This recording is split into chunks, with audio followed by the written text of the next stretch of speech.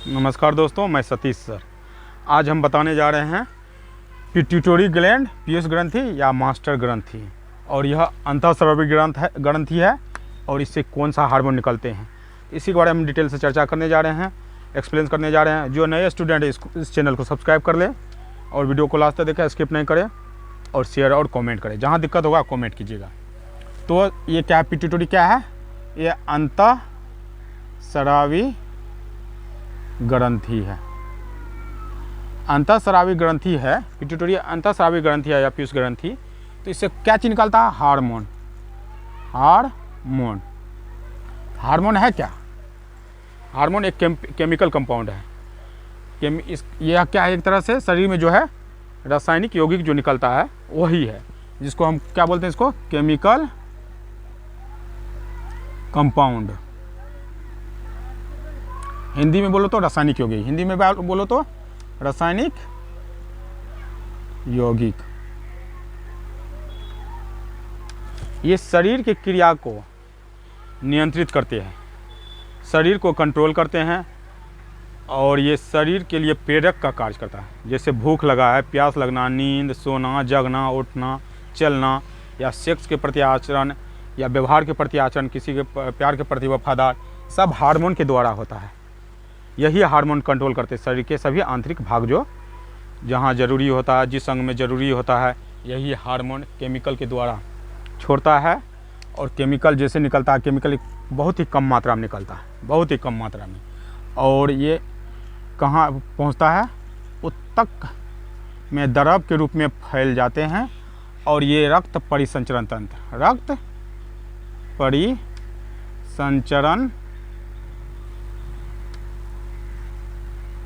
तंत्र में पहुंचकर जिस अंग में ज़रूरत होता है वहाँ पहुंच के ये कार्य करने लगता है। जहाँ ज़रूरत हो यही इस द्वारा यहाँ पहुंचता है। यानी कि हार्मोन जो है जहाँ से निकलता है, हार्मोन तो कोई न कोई छोटा सा जगह है जो कि किसी न किसी जगह से निकलता होगा। जिस जगह से ये हार्मोन निकलता है या केमिकल कंपाउंड निकलता है, तो उसे हम क्या कहते हैं? अंतःस्रावी ग्रंथि। अंतःस्रावी ग्रंथि इसको बोलते हैं। हार्मोन जिस ग्रंथि से निकलता है या जिस अंग से निकलता है, तो उसे हम क्या कहते हैं? अंतःस्रावी ग्रंथि या बाह्यस्रावी ग्रंथि। तो अंतःस्रावी ग्रंथि कहने का तात्पर्य शरीर का आंतरिक भाग से निकलता है, और इससे और जो अंग से, जिस अंग से निकल गया तो उसको बाह्यस्रावी ग्रंथि कहता है, अंदर से निकलता है अंतःस्रावी ग्रंथि हुआ। तो हार्मोन हुआ, यह हमारे ये प्रेरक का कार्य करता है। यह एक कार्बनिक यौगिक है। यह क्या है? कार्बनिक यौगिक है। यह बहुत कम ही मात्रा में निकलता है, और कम ही मात्रा में निकलता है। वह ऊतक द्रव में फैल के रक्त के माध्यम से हमारे शरीर में जहाँ जरूरी हो, चाहे गला में या पैर में या पेट में या हाथ में, जहाँ भी जरूरी होता है या माइंड में जरूरी होता है, वहाँ पहुँच कर ये अपना क्रिया करना शुरू कर देता है। यह शरीर का नियंत्रित करता है, कंट्रोल करता है, समन्वय का काम करता है, प्रेरक का काम करता है। इसलिए इसके लिए आपको भूख, प्यास, नींद या जनन, बच्चे पैदा करना है, या तो दूध स्रावित करना है, या सेक्स के लिए प्रेरित करना है, या किसी को प्यार वफादार के प्रति उत्तेजित करना है, तो ये हार्मोन के द्वारा होता है। तो ये हार्मोन जो है ना अंतःविहीन, यानी कि नालिका विहीन, इसमें नालिका नहीं होता है। क्यों नालिका नहीं होता? तो ये ऊतक द्रव द्वारा फैल के रक्त में फैल के वो पहुँच जाते जगह पर जिस अंग के लिए ज़रूरत है, इसलिए इसको प्रेरक कहते हैं। और दूसरी बात है, ये नालिका विहीन है। तो इसी में अंतःस्रावी ग्रंथि में हम किसका चर्चा करने जा रहे हैं? Pituitary gland. इसको बोलते हैं पीयूष ग्रंथि। पीयूष ग्रंथि, पीयूष ग्रंथि जो है, हाँ, ये नाक जो है, ये नाक के सीधा देखो, यही है, ये नाक के सीधा पाया जाता है पीयूष ग्रंथि। इसी ये हमारे स्फेनाइड हड्डी है। देखो ये नाक है, इसी के सीधा में ये पीयूष ग्रंथि है, पीयूष ग्रंथि है। और वो कहाँ पर आता है? ये स्फेनाइड हड्डी होता है, स्फेनाइड हड्डी। इसी के अंदर में एक खाका बना रहता है, जिसको कि अधर तल बोलते हैं, अधर तल, और संवृत यानी वृत्त के रूप में रहता है। यह ऐसे देखो गोला है ना, इस तरह से वृत्त संवृत के रूप में रहेगा। ये मटर के दाने के जैसा रहता है, मटर के दाने के जैसा रहता है, बहुत छोटा ही रहता है। तो ये लेकिन बहुत सारे शरीर के बहुत सारे क्रियाओं को संपन्न करते हैं और कंट्रोल करते हैं और वो समायोजित करते हैं।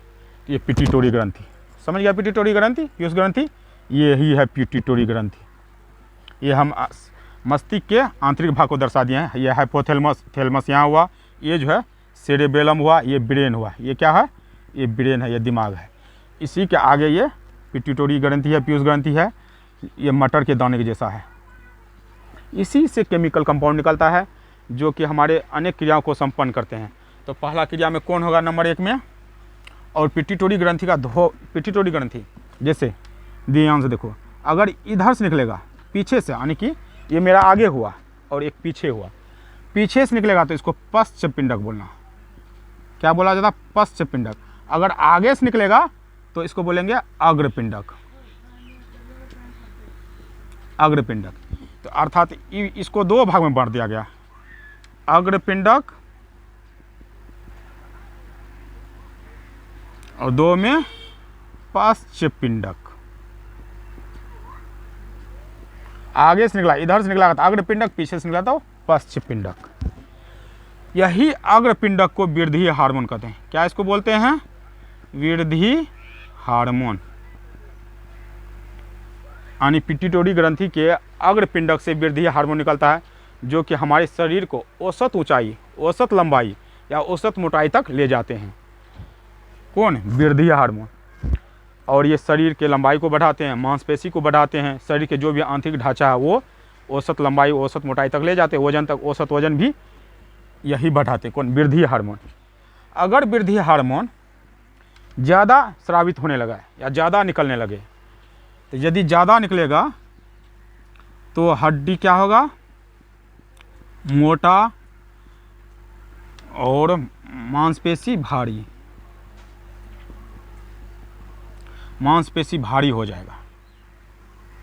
ज़्यादा निकलेगा तो यह देखो, ज़्यादा निकलेगा तो औसत लंबाई से भी ज़्यादा हो जाएगा, ज़्यादा मोटा हो जाएगा। बहुत बड़ा बड़ा मोटा आदमी देखते होंगे या बहुत हाथी जैसा दिखता होगा या बड़ा बड़ा विशाल दिखता होगा, तो ये ज़्यादा हार्मोन, यानी कि अग्रपिंडक से ज़्यादा हार्मोन, वृद्धि हार्मोन निकल गया, इसलिए हड्डी मोटा हो गया, बड़ा हो गया, मांसपेशी भी भारी हो गया। तो इस तरह से एक बीमारी हो गया। अगर ऐसा आदमी होगा औसत लंबाई से ज़्यादा मोटा हो जाता हो, ज़्यादा लंबा हो जाता तो उसको बीमारी बोला जाता है। अगर हिंदी बोले तो कौन बीमारी? विहितत्ता। इंग्लिश में बोले तो जायगेटिज्म, जायगेटिज्म बीमारी बोलते हैं इसको, क्योंकि यह ज़्यादा निकल गया हार्मोन। तो जायगेटिज्म। अगर हार्मोन, वृद्धि हार्मोन अग्रपिंडक से अगर वृद्धि हार्मोन कम निकलेगा तो कम निकलेगा तब बौनापन। कौन बीमारी? बौनापन। यह औसत लंबाई नहीं हो सकता, औसत मोटाई नहीं हो सकता, पतला होगा, दुबला होगा, नाटा होगा, और उससे दिमाग की चिंतन क्षमता भी कम होता है, क्योंकि दिमाग का भी वृद्धि कम होगा। तो ये वृद्धि हार्मोन का काम है। इसलिए वृद्धि हार्मोन को नियंत्रित करने के लिए जो औसत होना चाहिए, जो केमिकल कंपाउंड निकल के उसको जो नियंत्रित करता है, तो यह पिट्यूटरी ग्रंथि से निकलता है। ठीक, 1 में, जैसे 1 में ये हुआ वृद्धि हार्मोन। 2 में देखो, 2 में क्या होता है कि अग्रपिंडक यानी पिट्यूटरी ग्रंथि से एक सेक्स ऑर्गन निकलता है जिसको सेक्स हार्मोन बोलते हैं। अन्य हार्मोन में कौन होता है? Sex hormone. Sex hormone, sex hormone भी स्रावित होता है पिट्यूटरी के अग्रपिंडक से। सेक्स हार्मोन बोलेगा तो पिट्यूटरी के अग्रपिंडक से ये सेक्स हार्मोन निकलता है। जैसे शुक्राणु, स्पर्म जिसको बोलते हैं, ओवरी जिसको कि अंडाशय या अंडाणु बोलते हैं, अंडाशय या अंडाणु, यही सेक्स हार्मोन स्रावित होते हैं, शुक्राणु और अंडाणु। अगर ये मेल है, अगर मेल होगा तो शुक्राणु, और इससे कौन हार्मोन निकलेगा सेक्स हार्मोन में, सेक्स ऑर्गन में? टेस्टोस्टेरोन, टेस्टोस्टेरोन ये सेक्स हार्मोन है। अगर फीमेल होगा तो अंडाणु, और इसमें क्या क्या निकलता है? एस्ट्रोजन, प्रोजेस्टेरोन हार्मोन स्रावित होते हैं। इसको नियंत्रित भी करते हैं, एक सेक्स हार्मोन को नियंत्रित करते हैं, बनने की क्रिया को नियंत्रित करना, जो औसत होना चाहिए, जो लिमिट मात्रा में होना चाहिए, उतना ही सेक्स हार्मोन स्रावित करते हैं। कौन? पिट्यूटरी के अग्रपिंडक। अर्थात ये पिट्यूटरी को मास्टर ग्रंथि भी कहते हैं, पीयूष ग्रंथि भी कहते हैं। इसीलिए ये सेक्स हार्मोन को ये क्या करते हैं, कंट्रोल करते हैं और नियंत्रित करते हैं और समायोजित भी करते हैं बनने की क्रिया को जितना होना चाहिए। और तीसरा में क्या करता है ये, मादा यानी फीमेल। फीमेल में जो है जब जनन क्रिया होगा या तो प्रेगनेंसी होगा, डिलीवरी होगा, प्रेगनेंसी के दौरान डिलीवरी होगा या प्रेगनेंसी होगा या डिलीवरी होगा, कुछ भी होगा, तो उस समय दूध बनने की क्रिया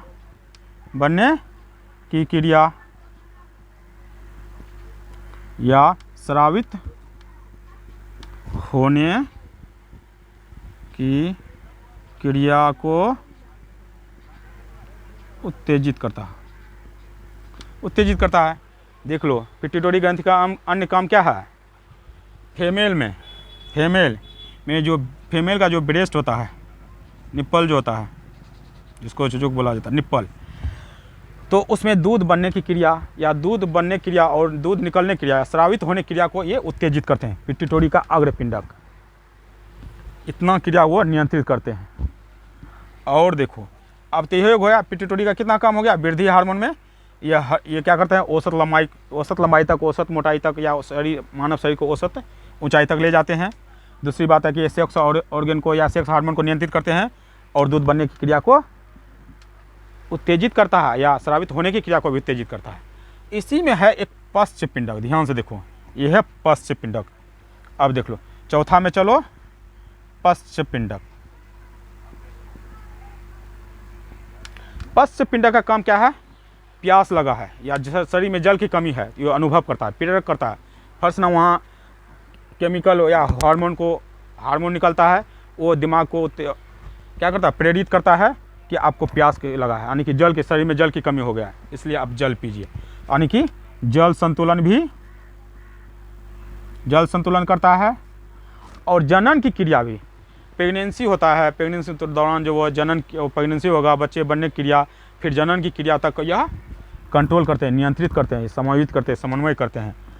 यानी कि जनन की क्रिया को भी पिट्यूटरी ग्रंथि के पश्च पिंडक क्या करते हैं, नियंत्रित करते हैं, कंट्रोल करते हैं। इतना चीज़ पिट्यूटरी ग्रंथि करता है, इसलिए पिट्यूटरी को मास्टर ग्रंथि कहा गया है। धन्यवाद। और आगे इसी तरह हम नए चैप्टर लेकर आते रहते हैं।